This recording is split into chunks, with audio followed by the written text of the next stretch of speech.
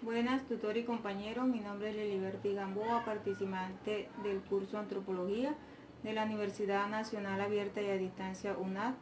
Pertenezco al CEAD Curumaní, curso el segundo evento del programa Administración de Empresas y quiero compartir con ustedes mi ponencia sobre esta fase del trabajo relacionado con la definición de cultura, teniendo como base teórica la lectura Naturaleza de la cultura. En Antropología de la cultura, de los autores Martínez C. y Ojeda M. ¿Cuál es el significado general que se le otorga a la cultura en el ámbito de la antropología? El término cultura utilizado en un contexto antropológico tiene un sentido mucho más amplio que el que abarca en el habla ordinaria.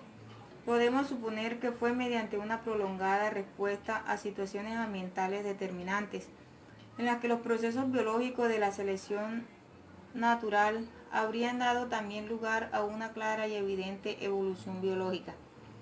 Entre los antropólogos podemos distinguir dos grupos, según el sentido que den al concepto de cultura. Por un lado están los llamados materialistas, que consideran que la cultura es el comportamiento observado y los objetos materiales que facilitan la adaptación grupo a un entorno social, político o determinado. Lo que podemos decir que la antropología cultural es que su estudio del ser humano lo hace a través de su cultura. Esto precisamente porque sus costumbres, mitos, creencias, normas y valores guían y estandarizan su comportamiento como miembro de un grupo social. En el primer grupo se incluye la tradicional definición de E.B. Tylor, que ve la cultura como un todo complejo que incluye el conocimiento, las ciencias, el arte, la moral, el derecho, las costumbres y otras capacidades y hábitos adquiridos por el hombre en cuanto miembro de la sociedad. ¿Por qué la cultura es un concepto central de la antropología? De acuerdo a la idea del texto sobre el tema, la cultura es un concepto central para la antropología, porque a través de este se determinan las características de los individuos según el contexto en el que se desenvuelvan, haciendo más entendible el comportamiento y las costumbres de los individuos, sus representaciones simbólicas y entender a través de la antropología el sentido a las acciones y actividades que realizan. ¿Cómo se ha transformado el concepto de cultura según los enfoques teóricos de la antropología? El primer enfoque se incluye la definición tradicional de E.B. Tylor, que ve la cultura como todo un complejo que incluye el conocimiento, las ciencias, el arte, la moral, el derecho, las costumbres y otras capacidades y hábitos adquiridos por el hombre en cuanto a miembro de la sociedad. Hobel define la cultura como un sistema integrado de conductas aprendidas que no son fruto de la herencia biológica. Es resultado de la invención social, es transmitida y conservada solo a través de la comunicación y el lenguaje. B. Malinowski ve la cultura como un medio para satisfacer las necesidades básicas y derivadas del hombre, vinculadas a características biológicas y psicológicas de éste. Robert Klum dice que la cultura es una abstracción de la conducta humana concreta, pero no es en sí misma conducta, pues realmente lo que se observa son pautas de conducta, pero nunca la cultura en su totalidad. ¿Cuál es la diferencia entre cultura y sociedad? Cultura y sociedad no son lo mismo. Los individuos pertenecen a una sociedad, pero no a una cultura.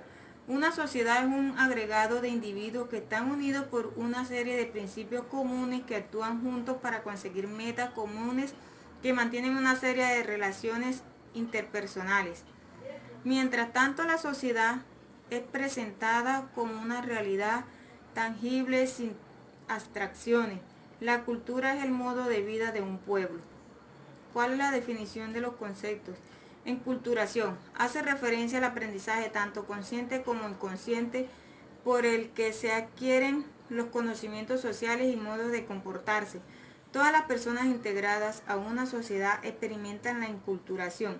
La enculturación se presenta en una manera compleja. Es fundamental en los primeros años de vida de los individuos, pues es esa época en donde se aprende los comportamientos esenciales como el modo de comer, hablar, dormir o asearse.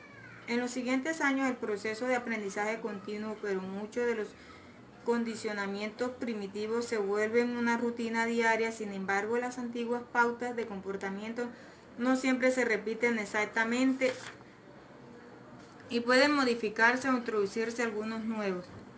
Relativismo cultural.